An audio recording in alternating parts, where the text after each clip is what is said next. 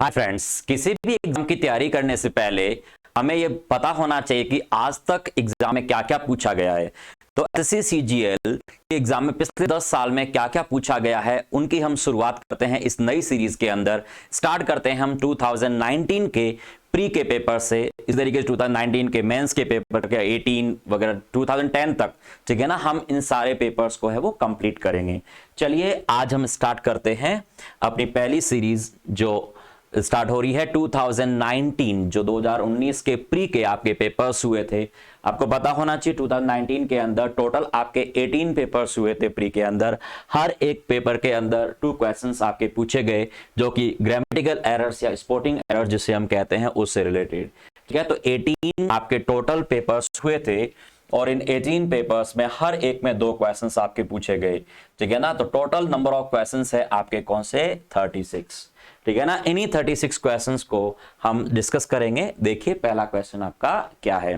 Okay चलिए, first question आपसे क्या कह रहा है, देखो कि one of the boys from our school have been selected for national badminton championship. देखो कितना सरल एक आसान सा क्वेश्चन है, आपका डिटरमिनर से आपका क्वेश्चन बना हुआ है। क्या कह रहा है, वन ऑफ से आपका सेंटेंस स्टार्ट किया है। आपको पता होना चाहिए कि वन ऑफ के बाद में आने वाली नाउन जो होती है वो हमेशा प्लूरल होती है। बॉयज आपने प्लूरल कर दिया, इसमें कोई दिक्कत नहीं है। आपको डिटरमिनर भी लगाना जरूरी है। यहां पर आपने आर्टिकल द लगा रखा है, पजेसिव लगाओ, डिटरमिनर लगाओ, आर्टिकल या कुछ भी इस तरह का यूज आपको यहां पे करना पड़ेगा।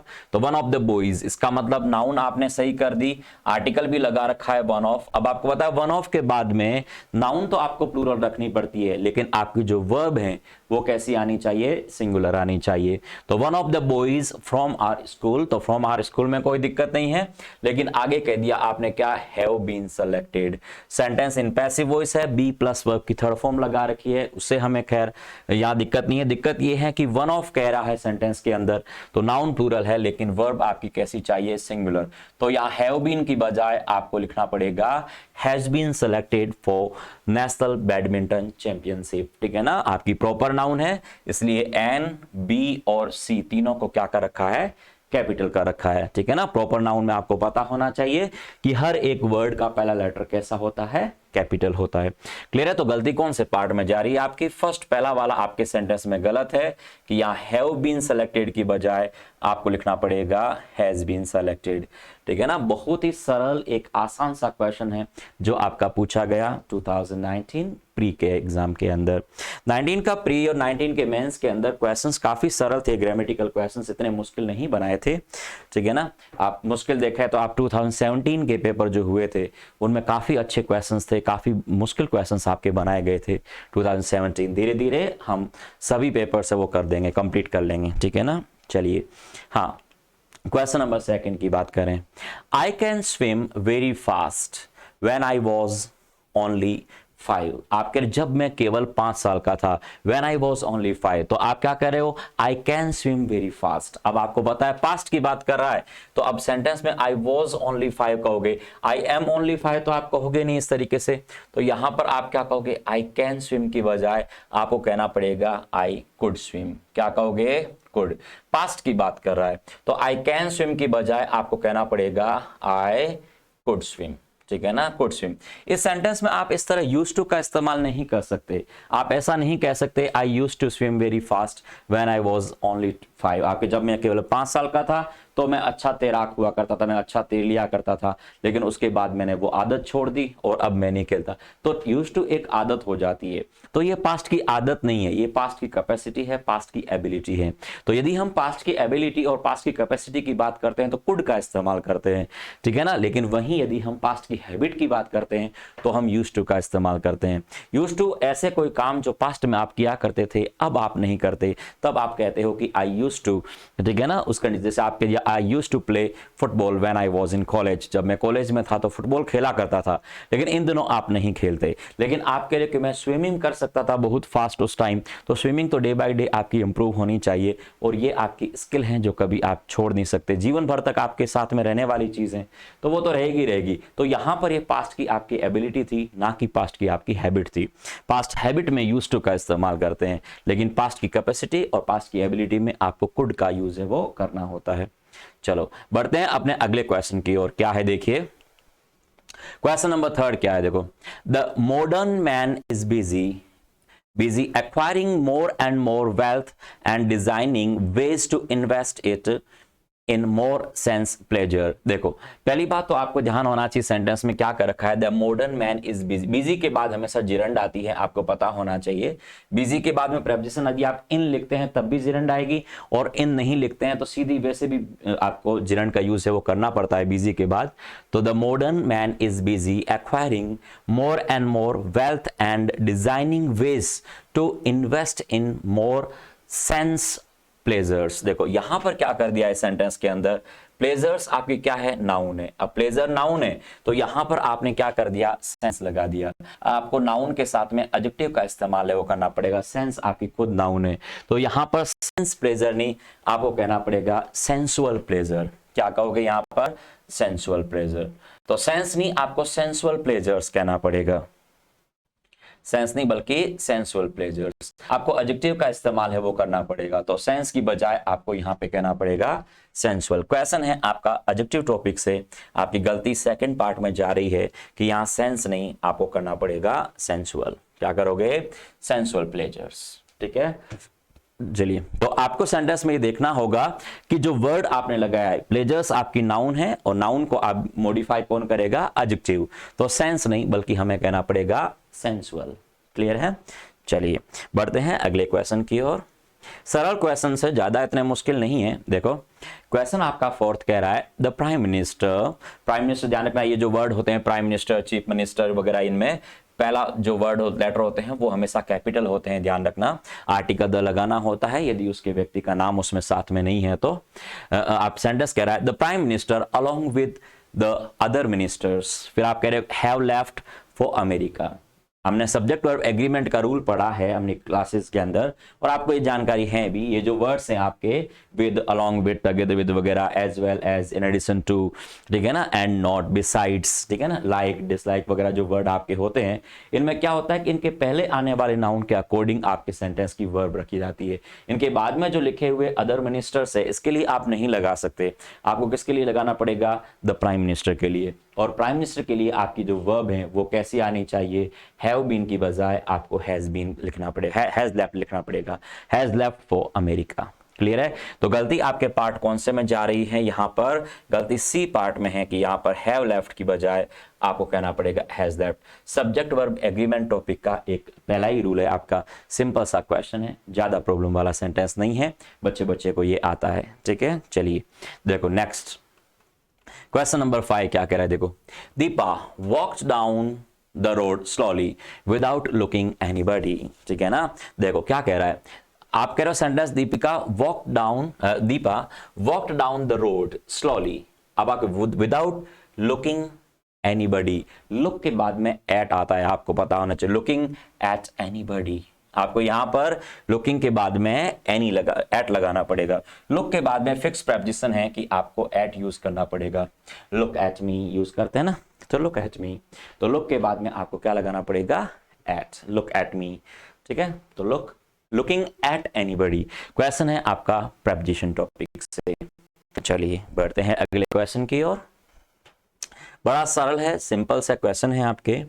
देखो बहुत इजी पूछा गया था 2015 आपके 19 की बात करें तो बहुत इजी क्वेश्चंस थे, मेंस के अंदर भी बहुत इजी क्वेश्चंस थे आपके। देखो, everything that I like to eat are fattening. क्या कह रहे हो sentence, everything that I like, देखो आपने दैट लगा दिया, दैट आपको पता है, दैट जो भी लगाओगे, that I like to eat, ये तो पोस्ट मॉडिफायर है, और पोस्ट मॉडिफायर का सेंटेंस की वर्ब के ऊपर कोई असर नहीं पड़ता है। ठीक है ना, पोस्ट ये किसको मॉडिफाई कर रहा है, एवरीथिंग को मॉडिफाई कर रहा है, तो वर्ब किसके लिए आएगी, एवरीथिंग के लिए आएगी। तो ऑब्वियसली आपको पता है कि ये जो वर्ड होते हैं एनीबॉडी, समबडी वगैरह, ठीक है ना, एवरीथिंग वगैरह जो वर्ड होते हैं ये हमेशा सिंगुलर होते हैं। ठीक है ना, तो ये सिंगुलर है वर्ड आपका, एवरीथिंग इज फैटनिंग। आप कह रहे व्हाट इज एवरीथिंग, आपने कह दिया that I like to eat. ठीक है ना, जो कुछ भी जो मुझे खाने में पसंद है, ठीक है ना, वो क्या है, फैटनिंग है, फैट बढ़ाने वाली चीजें। तो कौन से पार्ट में गलती आ रही है आपकी, एवरीथिंग दैट में कोई दिक्कत नहीं है, आई लाइक में भी कोई प्रॉब्लम नहीं है, आर फैटनिंग आपका गलत है, यहां पर इज फैटनिंग आपको कहना पड़ेगा। ठीक है ना, आपका सब्जेक्ट वर्ब एग्रीमेंट से बना हुआ क्वेश्चन है, ठीक है ना। और एवरीथिंग के लिए वर्ब आपकी कैसी आएगी, सिंगुलर वर्ब का इस्तेमाल करना पड़ेगा। ध्यान रखना ये पोस्ट मॉडिफायर होता है, ठीक है ना, that I like to eat. Post modifier, इसे हम पोस्ट मॉडिफायर कहते हैं। मॉडिफायर मतलब मॉडिफाई करने वाला, और पहले लगता है तो हम उसे प्री मॉडिफायर कहते हैं, बाद में लगता है तो हम उसे पोस्ट मॉडिफायर कहते हैं। तो ये पोस्ट मॉडिफायर है, ठीक है ना। तो पोस्ट मॉडिफायर में आने वाली वर्ब जरूर अपने पहले आने वाले सब्जेक्ट के अकॉर्डिंग आप यूज करते हो, इसमें प्रॉब्लम नहीं है। आई के अकॉर्डिंग आपने लाइक लिख दिया, इसमें प्रॉब्लम नहीं है। लेकिन पोस्ट मॉडिफायर के अकॉर्डिंग आप सेंटेंस की वर्ब नहीं लिख सकते। सेंटेंस की वर्ब जो है वो आपको क्या पोस्ट मॉडिफायर से पहले आने वाले नाउन के अकॉर्डिंग इस्तेमाल होगी। तो आपको यहां पर एवरीथिंग के अकॉर्डिंग आपने क्या लगा दिया, इज लगा दिया। चलो बढ़ते हैं अगले क्वेश्चन की ओर। क्वेश्चन नंबर 7 देखो क्या कह रहा है। Boy which stole my money was caught by the police। देखो यहां पर भी आपने क्या कर दिया कि which से लेकर के stole my money, यहां भी पोस्ट मॉडिफायर दे रखा है, और द बॉय के लिए आपने was लगा दी, was caught by the police। इसमें कोई प्रॉब्लम नहीं है, लेकिन गलती क्या कर दी कि आपने यहां पर जो रिलेटिव प्रोनाउन लगाया है वो which कर दिया। विच का इस्तेमाल हम इंसानों के लिए नहीं करते। इंसानों के लिए विच का इस्तेमाल तब होता है जब दो में से किसी एक को सेलेक्ट करना होता है। जैसे मान लो आपको कह दिया जाए कि of the who is the better of the two players, तो who is the better of the two players, तो उस कंडीशन में आपको कहना पड़ेगा which is the better of the two players. तो उस कंडीशन में आप जरूर वहां विच लगाते हैं जब हमें दो में से किसी एक को सिलेक्ट करना होता है। अन्यथा आप इंसानों के लिए विच का इस्तेमाल नहीं, हमें क्या कहना पड़ेगा, आगे आपकी वर्ब लगा रखी है तो आपको हु कहना पड़ेगा। सब्जेक्टिव केस में रिलेटिव प्रोनाउन यूज करना पड़ेगा। तो आप कहना पड़ेगा the boy who stole my money was caught by the police. तो यहां पर गलती कौन से पार्ट में है आपके, गलती किसमें है, आपके सेकंड पार्ट में गलती है कि यहां विच की बजाय आपको हु करना पड़ेगा। क्या करोगे, हु। क्लियर है, ओके। बहुत इजी है, ज्यादा मुश्किल आपके क्वेश्चंस नहीं हैं, ठीक है ना। देखोगे तो बहुत मेन आपका जो टॉपिक जो फोकस किया है वो आपका सब्जेक्ट और एग्रीमेंट टॉपिक है, वो ज्यादातर आपके 2019 के अंदर पूछा गया है। सब्जेक्ट और एग्रीमेंट और डिटर्मिनर्स जो टॉपिक हैं इसको ही ज्यादातर फोकस रख करके आपको क्वेश्चन है वो बनाए हैं, ठीक है। चलिए ओके, इस बार 2020 में भी इसी तरीके से आई होप कि क्वेश्चंस बने आपके। देखो सेंटेंस आपका, Saraswati college has maintained its reputation as one of the best college in the country. वही क्वेश्चन आपका देखो, फर्स्ट वाला आपका क्वेश्चन था, अभी हमने पढ़ा कि यहाँ सेंटेंस के अंदर देखो सरस्वती कॉलेज और हैज आपने वर्ब लगा दी, इसमें कोई प्रॉब्लम नहीं है। हैज मेंटेन्ड इट्स रेपुटेशन, आप सरस्वती कॉलेज के लिए आप पजेसिव भी इट्स लगा रहे हो, इसमें भी कोई दिक्कत नहीं है। As one of the best, one of the best में भी कोई दिक्कत नहीं, आर्टिकल भी लगा रखा है, लेकिन कॉलेज आपने गलत कर दी। आपको पता है कि वन ऑफ के बाद में आने वाली जो नाउन होती है वो must be in plural form. तो आपको यहां पर क्या करना पड़ेगा, कॉलेज नहीं, आपको करना पड़ेगा कॉलेजेस। क्या करोगे, कॉलेजेस। तो गलती आपकी कौन से पार्ट में जा रही है, डी पार्ट में है। One of the best college नहीं, one of the best colleges आपको कहना पड़ेगा, one of the best colleges, ठीक है ना। तो यहां पर कॉलेज नहीं, कॉलेजेस। वन ऑफ के बाद में आने वाली नाउन हमेशा प्लूरल रहती है, लेकिन वर्ब आपकी सिंगुलर आती है। वर्ब सिंगुलर आएगी लेकिन नाउन आपको है वो प्लूरल है, वो रखना पड़ेगा। सेंटेंस आपका सब्जेक्ट वर्ब एग्रीमेंट का है या आप उसे किसी डिटर्मिनर के टॉपिक से आपका क्वेश्चन बना हुआ है। चलिए बढ़ते हैं अगले क्वेश्चन की ओर। चलिए क्या क्वेश्चन है आपका, देखो those who follow a healthy routine is likely enjoying good health. देखो क्या कह रहा है sentence, those who follow a healthy routine. अब आपने कह दिया हु और आपने कह दिया sentence follow a healthy routine कह रहे हो, ठीक है ना। और फिर आपने कह दिया क्या, इज कह रहे हो। क्या कह रहे हो, इज। बताओ क्या आना चाहिए,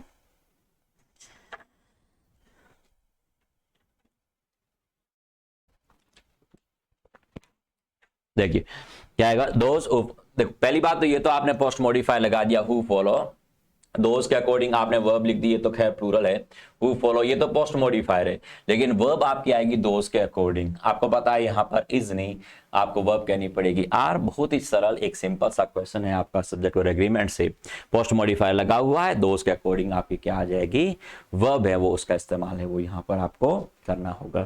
क्लियर है? बहुत इजी वे में बहुत सिंपल सिंपल से क्वेश्चंस आपके बने हुए हैं। गलती कौन से पार्ट में जा रही है यहाँ पर, इज लाइकली की बजाय यहाँ आपको कहना पड़ेगा क्या, आर लाइकली। ठीक है ना, आर लाइकली। ओके चले देखो नेक्स्ट क्वेश्चन की ओर बढ़ते हैं। Question number 10, when I reached the cinema hall the movie had already begin.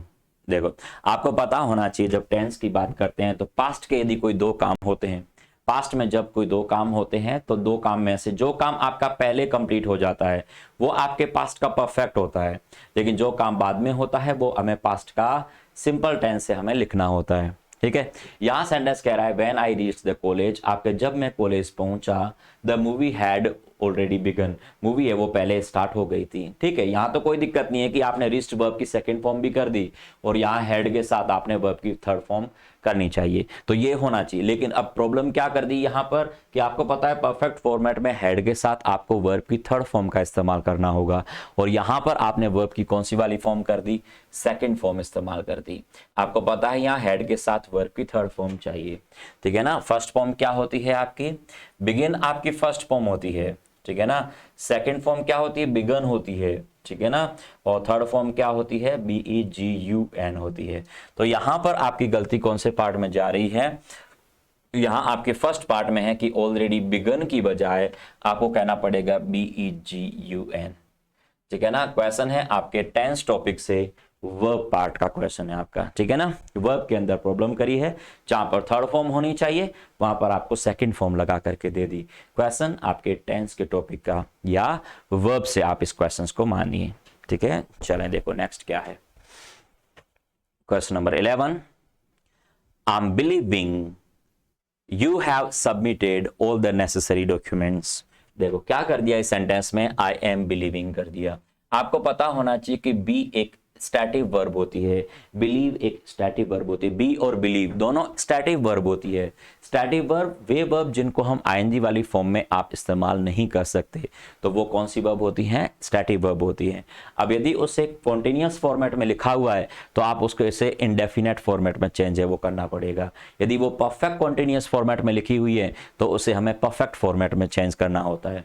यदि मान लो इसकी जगह हैव बीन बिलीविंग होता तो हमें हैव बिलीव्ड कहना पड़ता, लेकिन यहाँ पर is am are plus believing है तो हमें बिलीव कहना पड़ेगा। तो यहाँ पर सेंटेंस में गलती ही आपके पहले पार्ट में हो गई कि आई एम बिलीविंग की बजाय आपको कहना पड़ेगा आई बिलीव। ठीक है ना, आपको कहना पड़ेगा आई बिलीव।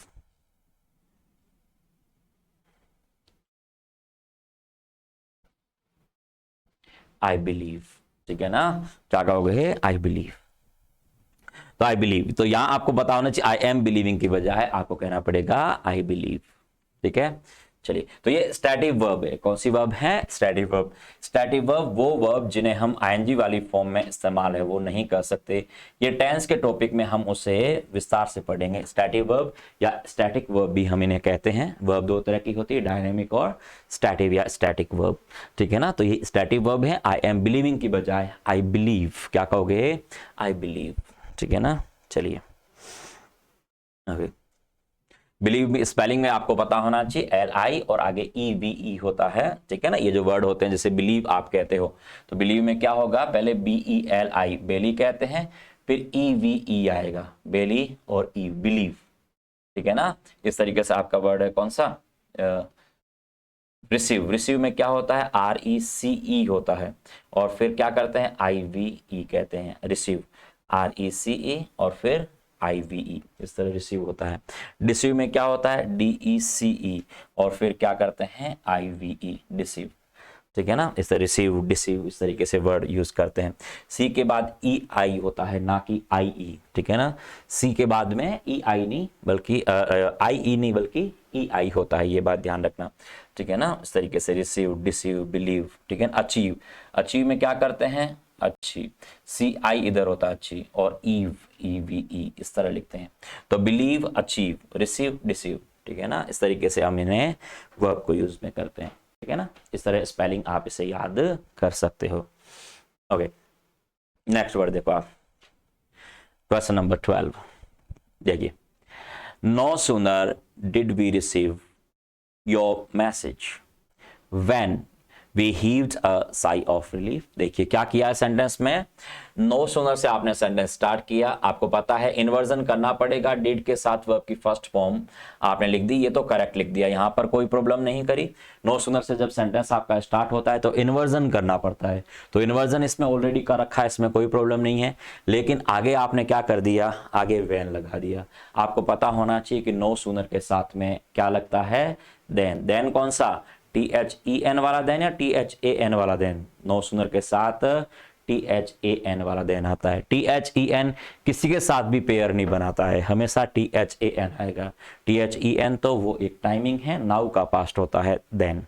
तो आपको क्या करना पड़ेगा, देन। गलती कौन से पार्ट में जा रही है यहां पर, कौन से पार्ट में, यहां पर व्हेन की बजाय आपको यहां पर देन कहना पड़ेगा, THAN वाला देन आएगा। ओके, तो no sooner did we receive your message than we heaved a sigh of relief. ठीक है, बहुत सरल है, एक सिंपल से आपके क्वेश्चंस बने हुए हैं, कोई ज्यादा मुश्किल क्वेश्चंस नहीं है, वेल नॉन, जो डेली प्रैक्टिस में है, जो आते हैं आपके डेली लोग जनरली पढ़ते हो आप लोग, ठीक है ना, वही क्वेश्चन है आपके, ज्यादा इतने मुश्किल क्वेश्चंस आपके नहीं बने हैं। देखो क्वेश्चन नंबर 13 क्या कह रहा है, देखो, modern man is completely engrossed in the mad pursuit of material pleasures and luxuries। यहां क्या कह रहा है sentence, the modern man is completely engrossed। आपको पता है बी वर्ब आ रही है, बी वर्ब के साथ वर्ब की फर्स्ट फॉर्म का इस्तेमाल नहीं, हमें पास्ट पार्टिसिपल यहां पर वर्ब की कौन सी लिखनी पड़ेगी, एनग्रॉस्ड, वर्ब की आपकी थर्ड फॉर्म पैसिव सेंस में कहना पड़ेगा। एनग्रॉस्ड के बाद में क्या आता है, इन आता है, ठीक है ना, एनग्रॉस्ड के साथ प्रेपोजिशन इन आता है, इन ठीक है, उसमें कोई प्रॉब्लम नहीं है। लेकिन यहां पर क्या गलती है, कंप्लीटली एनग्रॉस्ड नहीं, बल्कि हमें कहना पड़ेगा कंप्लीटली एनग्रॉस्ड। ठीक है ना, गलती आपकी जा रही है पार्ट सी में, आपकी गलती है वो बन रही है। क्लियर है, तो आपका सेंटेंस बन गया कि modern man is completely engrossed in mad pursuit of material pleasures and luxuries. Clear है, बहुत ही सरल एक सिंपल सा आपका क्वेश्चन है वो बना हुआ है। ठीक है, चलिए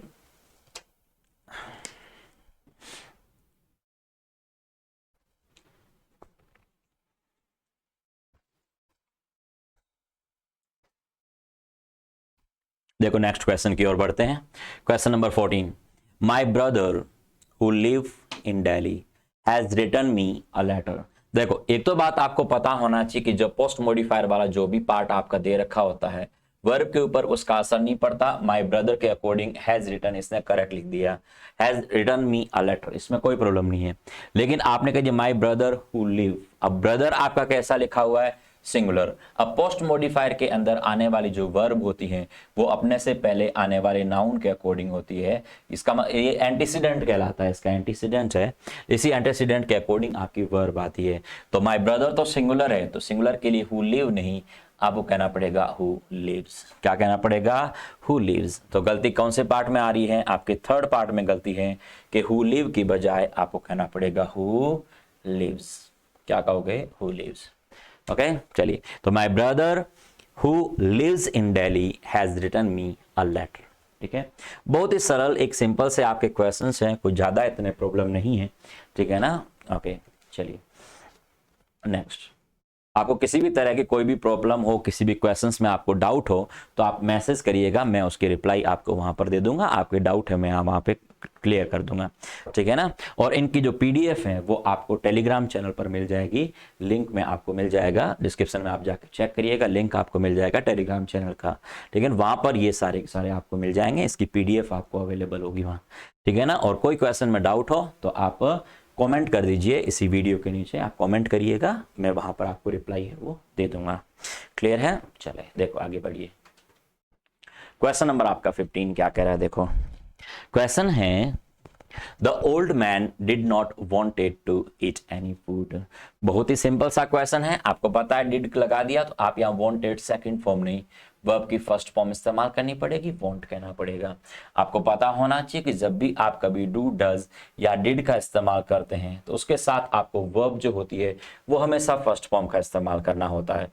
ना तो हम उसमें वर्ब सिंगुलर यूज करते हैं और ना ही हम उसमें सेकंड फॉर्म इस्तेमाल करते हैं। हमें वर्ब की कौन सी वाली फॉर्म चाहिए, फर्स्ट फॉर्म इस्तेमाल होगी। तो डू, डज और डिड के साथ वर्ब की फर्स्ट फॉर्म, और वो भी कैसी आती है, प्लूरल आती है। तो आपकी गलती सेकंड पार्ट में जा रही है और आपको यहां पर कहना पड़ेगा वांट। तो द ओल्ड मैन क्या कहोगे, did not want to eat any food. तो यहां वांटेड की बजाय आपको वांट कहना पड़ेगा। ठीक है ना, बहुत ही इजी क्वेश्चन है, ज्यादा इतना मुश्किल नहीं है। वांट के टू इन्फिनेटिव आता है, इसमें कोई प्रॉब्लम नहीं है। ठीक है ना, टू ईट एनी फूड, इसमें कोई दिक्कत नहीं है आपके। एनी का यूज हम काउंटेबल, अनकाउंटेबल दोनों तरह की नाउन में करते हैं। चलो देखो आगे देखिए sentence. No least than 50 participants were present for the singing competition।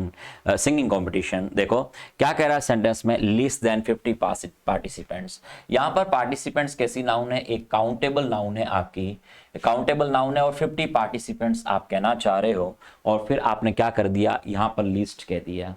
आपको पता होना चाहिए कि लीस्ट वैसे भी आपका क्या है, नेगेटिव वर्ड है। तो लिटिल का इस्तेमाल हम अनकाउंटेबल नाउन के साथ करते हैं। लिटिल का कंपैरेटिव बनता है क्या, लेस, लेस या लेसर बनता है, और लीस्ट आपका सुपरलेटिव बनता है। और फ्यू का क्या बनता है, फ्यूवर और फ्यूवेस्ट बनता है। ठीक है ना, तो आपको यहाँ पे क्या करना पड़ेगा, आपको पता होना चाहिए। तो लिटिल जब यूज करते हैं तो लिटिल का जो कंपैरेटिव होता है वो आपका लेस भी होता है, लेसर भी होता है। ठीक है, लेस होता है मात्रा में कम होना, मात्रा में यदि कम होता है, थोड़ा होता है, उस अर्थ में यदि हम कहते हैं यहाँ पर लेस कहते हैं। ये क्वांटिटी में इस्तेमाल होता है, मात्रा में इस्तेमाल होता है, क्वांटिटी वगैरह जो यूज करते हैं उसमें इस्तेमाल होता है। और लेसर आकार वगैरह में जो होता है, आकार या उस जो कहते हैं आकार या गुणवत्ता में कम होना, जो आकार या गुणवत्ता होती है ना उसमें कम होना लेसर होता है। और एक सुपरलेटिव होता है, लीस्ट होता है। दोनों का सुपरलेटिव लीस्ट होता है। एक होता है फ्यू, फ्यू होता है कम होता है, लेकिन इसका मतलब ये संख्या में इस्तेमाल होता है, संख्या के लिए आता है, और काउंटेबल नाउन के लिए इस्तेमाल होता है। कंपैरेटिव एक ही होता है फ्यूवर, और इसका सुपरलेटिव क्या होता है, फ्यूवेस्ट होता है। तो अब यहां पर क्या कर दिया इसने कि यहां पर नो, अब आपने क्या कर दिया, क्या लीस्ट कर दिया। तो नो लीस्ट देन आप नहीं कह सकते, आपने कंपैरेटिव डिग्री भी, आपने देन भी लगा रखा है, तो ऑब्वियसली आपको वहां पर क्या कहना पड़ेगा, फ्यूवर कहना पड़ेगा। तो यहां पर आगे आपने क्या किया है, देन भी लगा रखा है, तो नो लीस्ट की बजाय आपको कहना पड़ेगा फ्यूवर देन। क्या कहोगे, फ्यूवर देन। तो यहां गलती कौन से पार्ट में जा रही है, फर्स्ट पार्ट में गलती है। नो लीस्ट की जगह आपको कहना पड़ेगा फ्यूवर देन। नो लगाने की जरूरत ही नहीं है, सीधा फ्यूवर देन आ जाएगा। नो क्यों लगाएं, फ्यू जब अपने आप में ही नेगेटिव होता है, फ्यू अपने आप में ही नेगेटिव है, तो फ्यूवर देन सीधा इस्तेमाल हो जाएगा। फ्यूवेस्ट देन हम कह नहीं सकते, देन कंपैरेटिव डिग्री में इस्तेमाल होता है। तो आपने कह दिया फ्यूवर देन 50 पार्टिसिपेंट्स। वर्ब हमेशा प्लूरल आती है, फ्यू के साथ आने वाली वर्ब हमेशा प्लूरल होती है। चाहे फ्यू यूज करो, चाहे आप अ फ्यू यूज करो, चाहे आप द फ्यू यूज करो, ठीक है ना, चाहे आप क्वाइट अ फ्यू यूज करो, इससे कोई फर्क नहीं पड़ता। Few is always plural. Few जब भी कभी यूज करोगे, फ्यू के बाद में हमेशा आपको नाउन है वो प्लूरल रखनी ही होती है, वर्ब भी आपको प्लूरल रखनी होती है।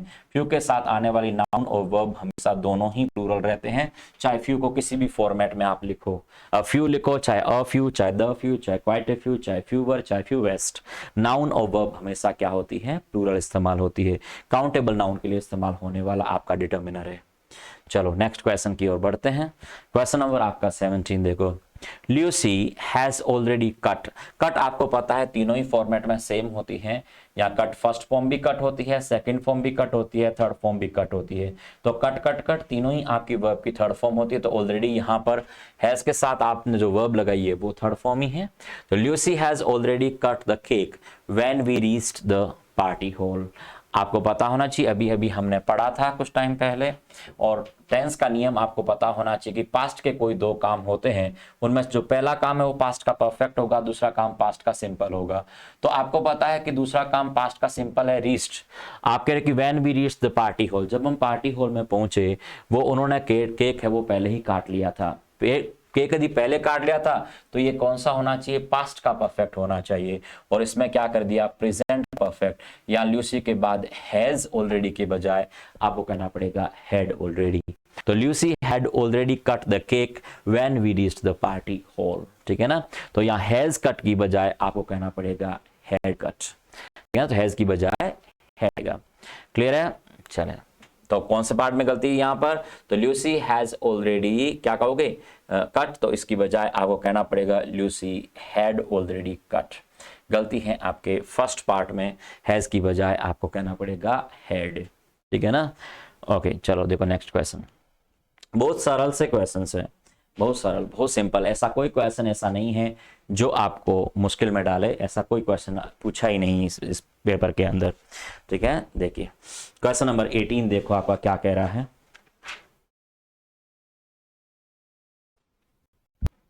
चलो हाँ, one of the greatest responsibilities, देखो वन ऑफ लगा रखा है, वन ऑफ के बाद सुपरलेटिव डिग्री के बाद नाउन आपकी प्लूरल कर रखी है, इसमें कोई प्रॉब्लम नहीं है।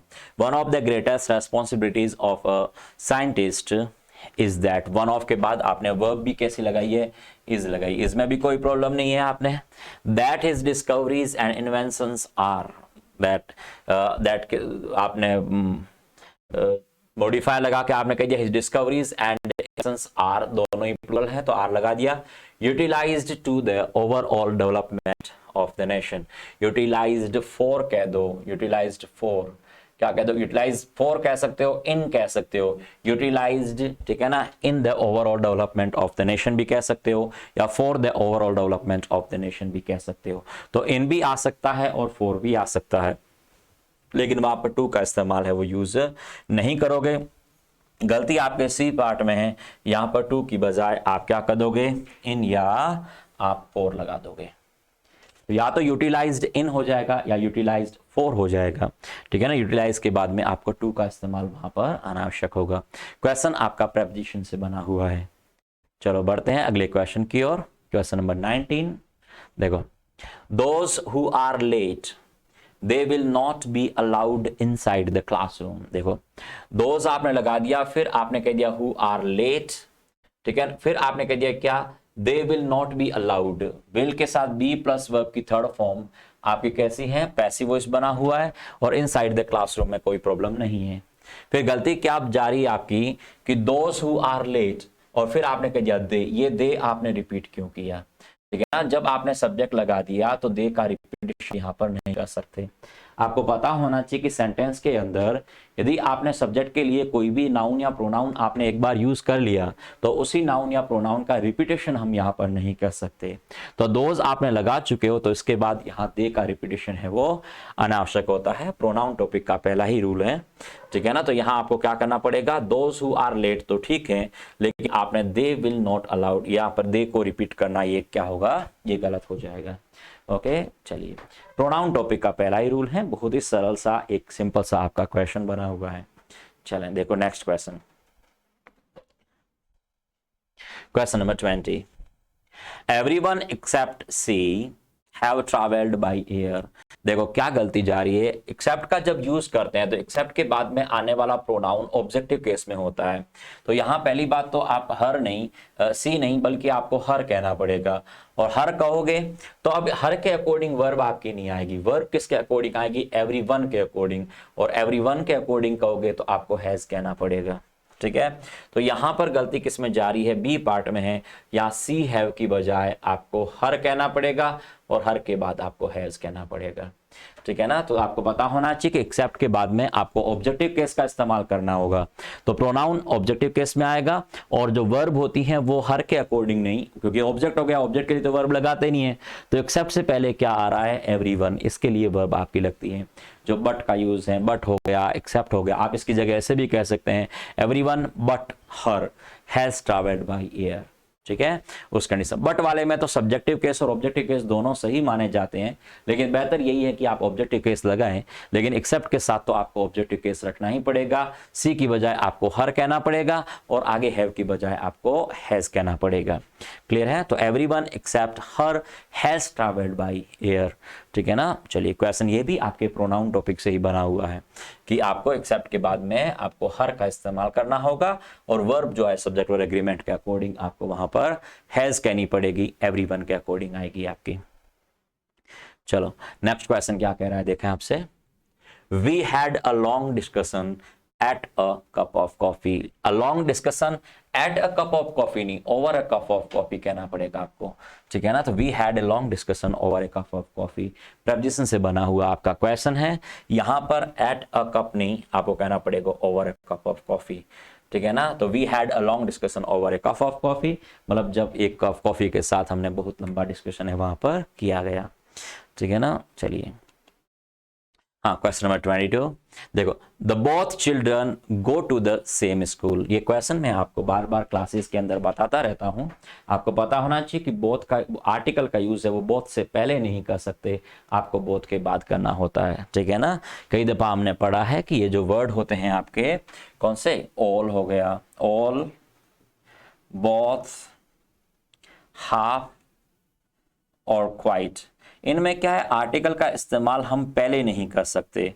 आर्टिकल और पजेसिव इनका इस्तेमाल इनके पहले नहीं होता, हमेशा इनके बाद में आपको आर्टिकल लगाना पड़ता है, हमेशा इनके बाद में आपको पजेसिव का इस्तेमाल है वो करना पड़ता है, ठीक है ना। तो अब आपको क्या करोगे, यहां पर द बोथ चिल्ड्रन की बजाय आपको कहना पड़ेगा बोथ द चिल्ड्रन, बोथ कहोगे और बोथ के बाद द आएगा और द के बाद आपको क्या कहोगे, चिल्ड्रन, इस तरह बोथ द चिल्ड्रन, ठीक है ना। पजेसिव भी आपको बाद में लगाना पड़ता है, जैसे आपने कह दिया बोथ माई कार्स, ठीक है ना, इस तरह, ठीक है ना। ऑल लगाते हो तब भी आर्टिकल बाद में आता है, जैसे आपने कह दिया ऑल द नेशंस, ठीक है ना, इस तरह। तो ऑल, बोथ, हाफ और क्वाइट, इनमें आर्टिकल का इस्तेमाल है वो हमें बाद में करना होता है, जैसे अ हाफ आवर नहीं होता, हाफ एन आवर होता है।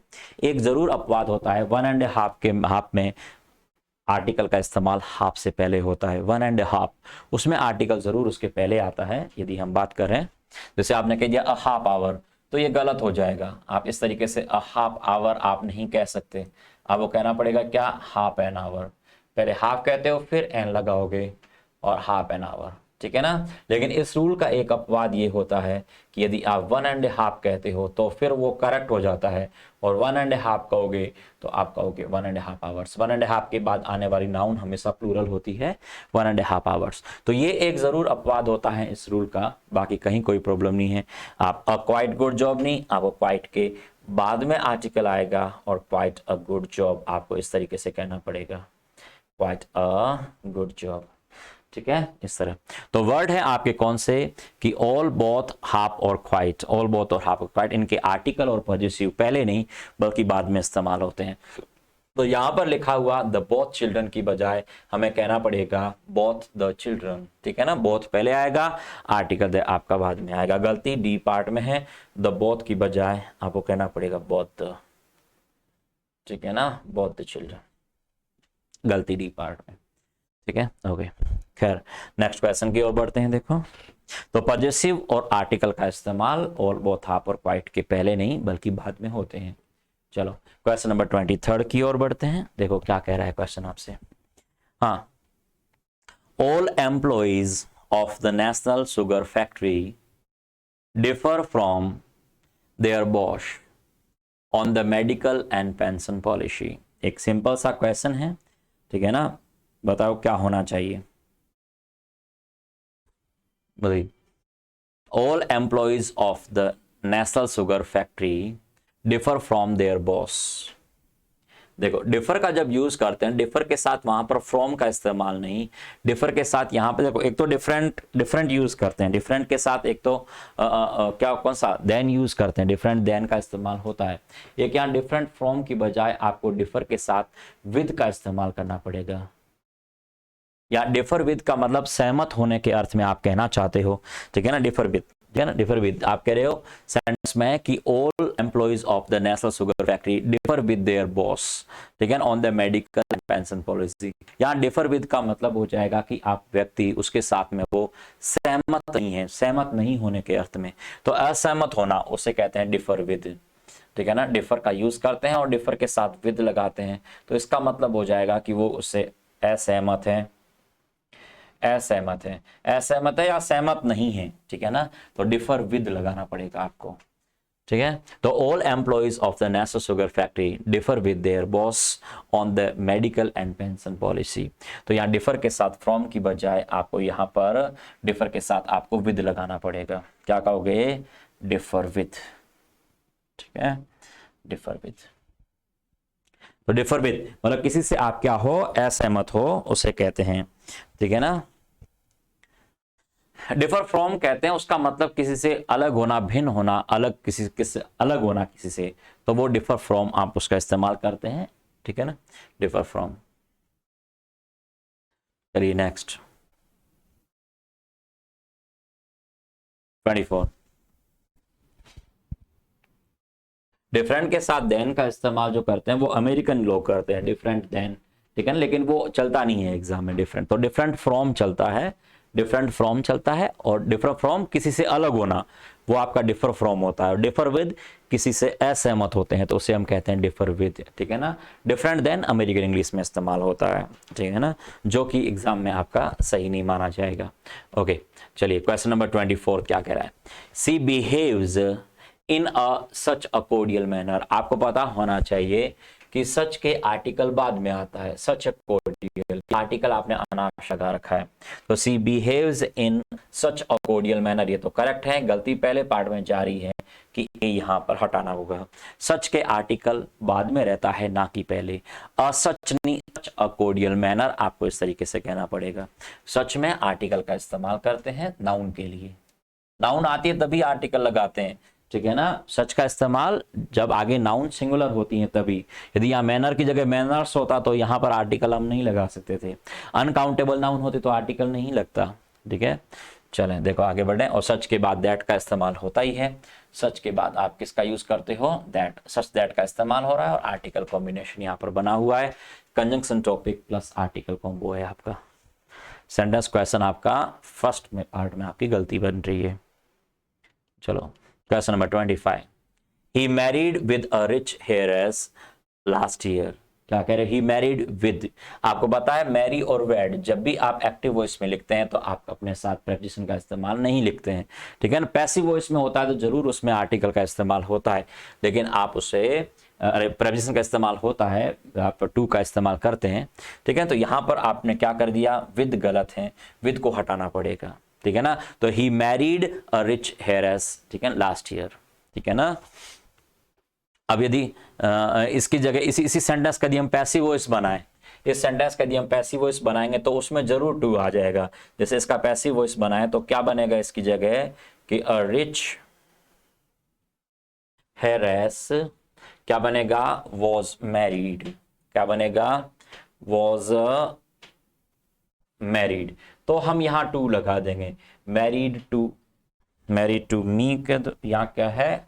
ही लिखा हुआ है तो मैरिड टू हिम आ जाएगा, मैरिड टू हिम। और एडवर्ब हम लास्ट में लिख देंगे लास्ट ईयर, ठीक है ना, एज इट इज आ जाएगी लास्ट ईयर, ठीक है। तो सेंटेंस बनेगा कि a rich heiress was married to him last year, ठीक है ना। जब सेंटेंस इन एक्टिव वॉइस होता है तो मैरी और वेड के साथ में आप टू या विद का इस्तेमाल नहीं करते, लेकिन जब सेंटेंस इन पैसिव वॉइस होता है तो मैरी और वेड के साथ में टू का इस्तेमाल हम करते हैं, ठीक है। मैरी के साथ विद का इस्तेमाल नहीं करते हैं। कुछ बुक्स में जरूर आपको ये लिखा मिलेगा कि जब लड़का कोई लड़की से शादी करता है तो वहां पर टू आता है, लेकिन जब लड़की कोई लड़के से शादी करती है तो वहां पर विद आता है। नॉनसेंस है, फालतू की बकवास है।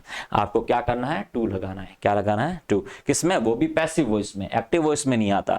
मैरी और वेड को जब भी आप एक्टिव वॉइस में लिखते हो तो उसके बाद में आपको टू या विद का यूज नहीं करना है, लेकिन जब उसे पैसिव वॉइस में लिखते हो, वॉज मैरिड है, is am are was were के साथ यदि मैरिड आपको दिखता है तो उस कंडीशन में आप उसके बाद में टू का यूज है वो करें। पैसिव वॉइस जब बनता है तब टू का इस्तेमाल किया जाता है मैरी और वेड के बाद। चलो देखो नेक्स्ट क्वेश्चन आपका, Question number 26. The famous author and actor are being honored at a function today. Are being honored sentence in passive voice है, लेकिन यहां क्या कर दिया कि the famous author and actor। आपको पता होना चाहिए सब्जेक्ट और एग्रीमेंट का एक क्वेश्चन है कि सब्जेक्ट के अंदर जितने आर्टिकल होते हैं उतने ही व्यक्ति होते हैं।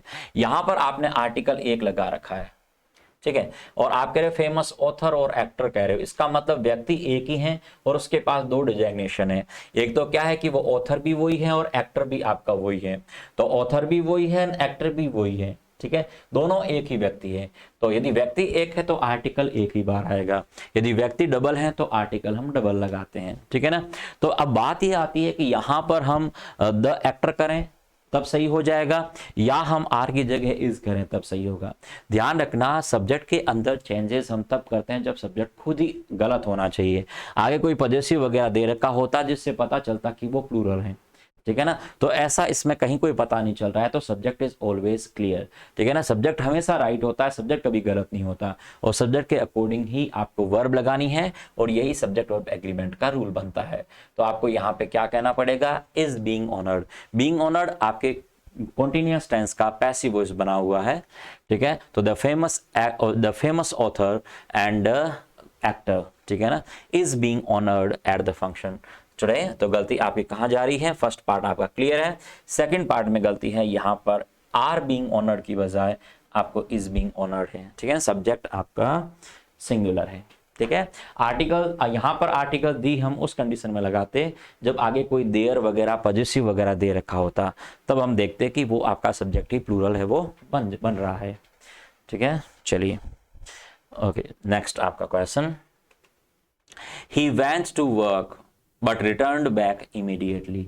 आपके सुपरफ्लुअस टॉपिक से क्वेश्चन बना हुआ है कि रिटर्न के साथ आप बैक का इस्तेमाल है वो नहीं कर सकते, ठीक है, क्योंकि आरी जो वर्ड होता है इसका मतलब ही देखो क्या होता है, आरी जब लिखते हैं तो इसका मतलब ही होता है क्या, एक तो इसका मतलब होता है बैक, ठीक है, और एक इसका मतलब होता है अगेन, इसका मतलब ही यही होता है। तो आप कभी भी आरी वाले वर्ड जो होते हैं उनके साथ बैक और अगेन का इस्तेमाल आप नहीं कर सकते, ठीक है ना। जैसे मान लो आपने लिख दिया वर्ड रिटर्न, तो रिटर्न का मतलब ही क्या होता है, टर्न बैक, इसका मतलब ही होता है टर्न बैक। जब इसका मतलब ही यही है टर्न बैक होता है, तो आप रिटर्न के साथ बैक क्यों लगाएं, ठीक है ना। तो रिटर्न के साथ बैक लगाओगे तो वो गलत हो जाएगा। इस तरीके से जैसे मान लो आपने वर्ड लिख दिया रीराइट, अब रीराइट लिखोगे तो इसका मतलब ही होता है राइट अगेन, इसका मतलब ही हो जाएगा क्या, राइट अगेन। तो आप इस तरीके से रीराइट अगेन नहीं कह सकते, यदि आपने रीराइट के साथ अगेन लिख दिया तो वो गलत हो जाएगा, ठीक है। सेंटेंस है आपका सुपरफ्लुअस टॉपिक से आपका क्वेश्चन बना हुआ है, कौन सा है, सुपरफ्लुअस, ठीक है ना। सुपरफ्लुअस ऐसे वर्ड जिनकी जरूरत नहीं होती है और वह अनावश्यक रूप से हम लिख देते हैं, वो कहलाता है सुपरफ्लुअस। एक होता है कॉमन एरर, कॉमन एरर वो होता है जो ज्यादातर लोग हैं वो स्पोकन इंग्लिश में बोलते हैं, न्यूज़पेपर्स वगैरह मैगजीन्स वाले जो होते हैं, मैगजीन जो होती हैं उनमें, नॉवेल्स वगैरह में यूज कर लिए जाते हैं, लोग लिखते भी बहुत हैं लेकिन वो ग्रामर की दृष्टि से क्या होते हैं, गलत होते हैं, वो कॉमन एरर्स होते हैं। और एक सुपरफ्लुअस एरर होते हैं कि जिन वर्ड्स की वहां पर जरूरत नहीं है, अनावश्यक रूप से आप उन्हें लिखते हो, तो वो सुपरफ्लुअस एरर मानी जाती है। क्लियर है। चलो, तो आपकी गलती क्या है, यहां पर रिटर्न के साथ बैक का इस्तेमाल आप नहीं कर सकते। एक सिंपल सा साधारण सा हर बच्चे को आने वाला क्वेश्चन आपका ये है। चलिए क्वेश्चन नंबर 28 क्या कह रहा है, the present what I buy for you yesterday was very expensive। the present, यहाँ पर the present हम present एक नाउन है, यहाँ पर जैसा उपहार के रूप में कहना चाह रहे हो, वो उपहार जो मैंने खरीदा कब, कल। तो what I buy yesterday थोड़ी कहोगे, yesterday लगा रखा है, buy की जगह आपको bought कहना पड़ेगा। क्या कहोगे, bought for you, ठीक है। तो आप कहोगे सेंटेंस के अंदर कि यहाँ पर आगे वॉज वेरी एक्सपेंसिव, ठीक है, इसमें कोई दिक्कत नहीं है, ठीक है ना। लेकिन जो पोस्ट मॉडिफायर लगाया आपने वॉज आई बॉट यस्टरडे, इसी पोस्ट मॉडिफायर में एडवर्ब आपने दे रखी है यस्टरडे, तो बाई तो कह नहीं सकते, आपको बोट ही कहना पड़ेगा।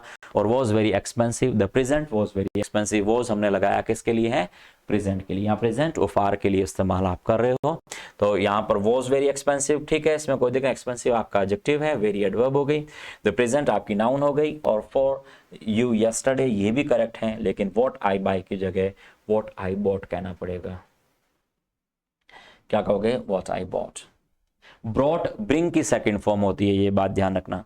बॉट और ब्रिंग, बॉट और ब्रॉट में काफी लोग कंफ्यूज होते हैं।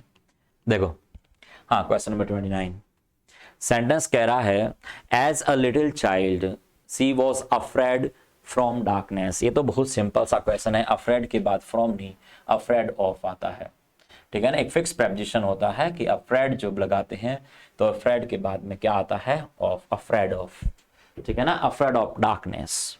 तो as a little child she was afraid of darkness, तो अफ्रेड के बाद क्या लगाओगे, ऑफ लगाओगे, ना कि अफ्रेड के बाद में फ्रॉम आएगा, अफ्रेड ऑफ।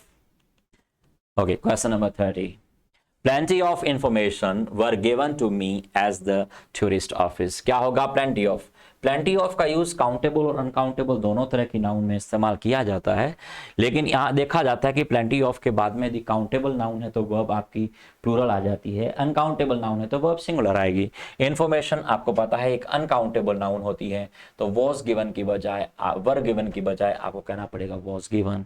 तो plenty of information was given to me at the tourist office, यहाँ पे were given की बजाय आपको कहना पड़ेगा was given।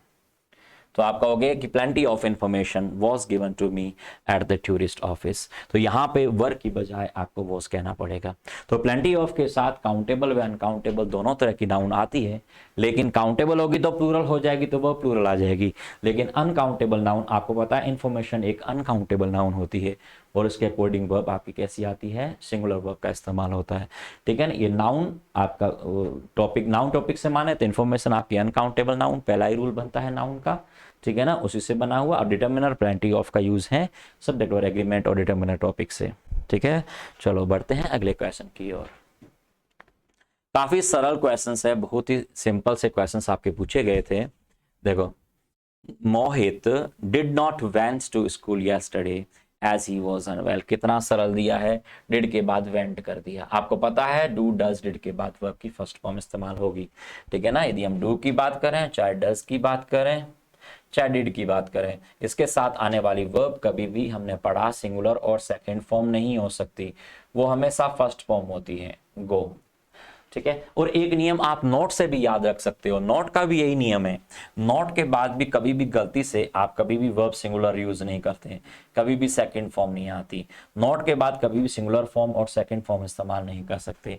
थर्ड फॉर्म आ सकती है, आईएनजी फॉर्म आ सकती है, इन्फिनेटिव फॉर्म आ सकती है, लेकिन नॉट के बाद कभी भी सिंगुलर फॉर्म और सेकंड फॉर्म का इस्तेमाल आप नहीं कर सकते, फर्स्ट फॉर्म लगेगी। तो यहाँ पर डिड नॉट क्या कर दिया, वेंट टू स्कूल आपका गलत है, वेंट टू स्कूल की जगह आपको गो टू स्कूल कहना पड़ेगा, गलती फर्स्ट पार्ट में है, ठीक है। चलो, टेंस टॉपिक से बना हुआ एक सरल सा सिंपल सा क्वेश्चन है।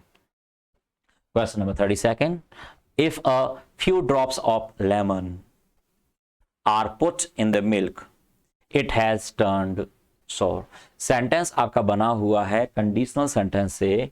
इफ वाले सेंटेंस में क्या किया, अ फ्यू के बाद में नाउन आपकी प्लूरल आती है तो वर्ब भी आपकी प्लूरल आती है, ये अभी हमने पढ़ लिया। तो a few drops of lemon are put in the milk, condition की टाइप फर्स्ट है। फिर आप कह रहे हो कि इट हैज टर्न्ड सोर, अब हैज तो आएगा नहीं।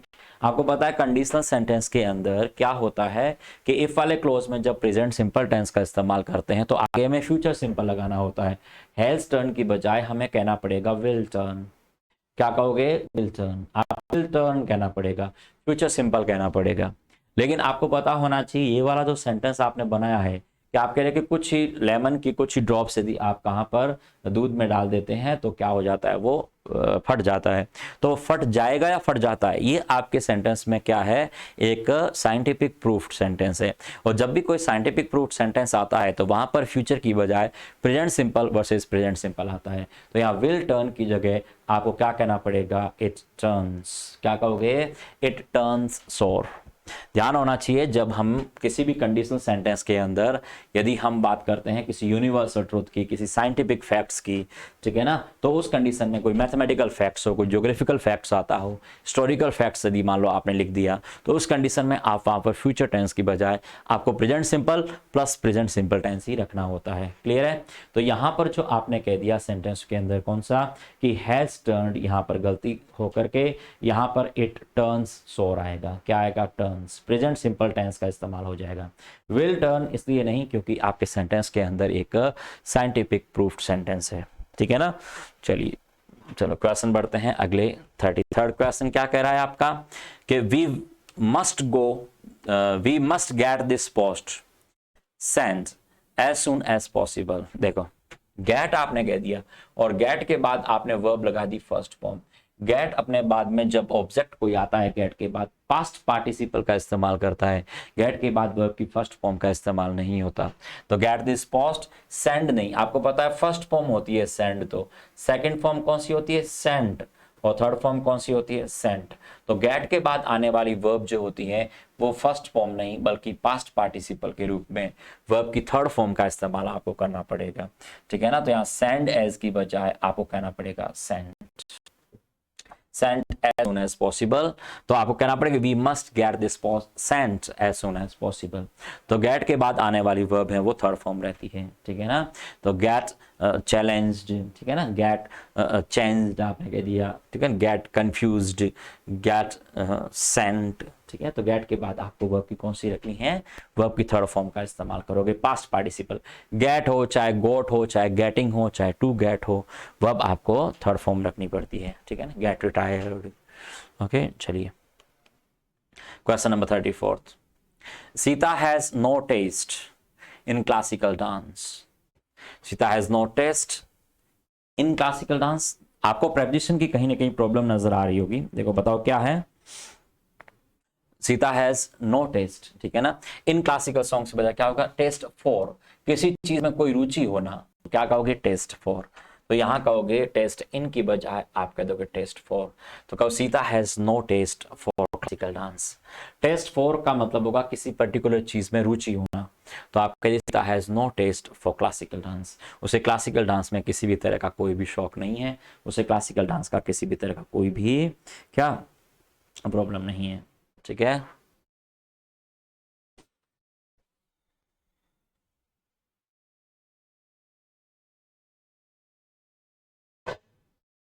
देखो अगला क्वेश्चन क्या कह रहा है, द बिग शिप सैंक, आपके बड़ा जो शिप है वो क्या है, डूब गया। And everyone abroad drowned. Abroad, देखो यहां गलती की प्रॉब्लम, अब्रोड, अब्रोड तो विदेशों की बात कर रहे हैं, अब्रोड नहीं, आपको कहना पड़ेगा क्या, अबाउंड। क्या कहोगे, अबाउंड। तो यहां पर कहोगे अबाउंड, ठीक है ना। अबाउंड का मतलब हो गया कि वो हर कोई भी जो उस शिप के ऊपर मौजूद था, जहाज पर जो भी था उसे हम क्या कहेंगे, अबाउंड।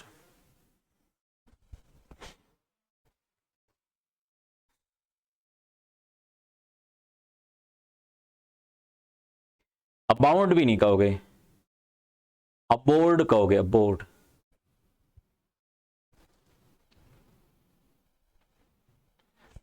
अबाउंड क्यों कहोगे, अब्रोड, अबोर्ड कहोगे, aboard, ABOARD, aboard, ABOARD, aboard. Aboard जहाज पर होता है, अबाउंड नहीं।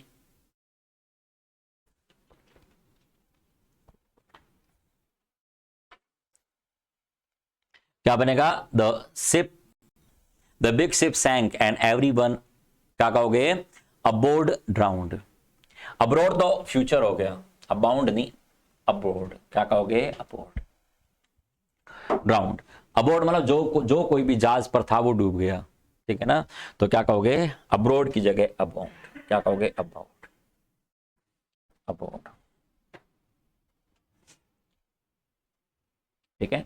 चलो देखो नेक्स्ट क्वेश्चन क्या कह रहा है आपसे, it's raining heavily, so you should take an umbrella but you will get wet. देखो यहां सेंटेंस कह रहा है कि इट्स रेनिंग हैवीली, आपके बहुत तेज आपकी बारिश हो रही है, इसलिए so you should take an umbrella, तुम्हें एक छाता ले लेना चाहिए, but you will get wait.